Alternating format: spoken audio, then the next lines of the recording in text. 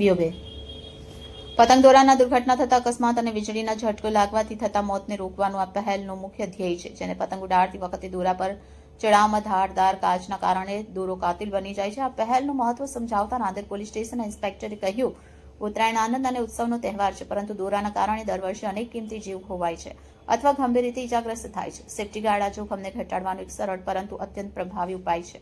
અમારો હેતુ લોકોને જાગૃત કરવાનો અને તકનીકી સુરક્ષા પૂરી પાડવાનો છે. શ્રી ગણેશ ઉત્સવ સમિતિના પ્રતિનિધિએ કહ્યું, સમિતિ સામાજિક જવાબદારીના કાર્યોમાં સક્રિય રીતે ભાગ લે છે.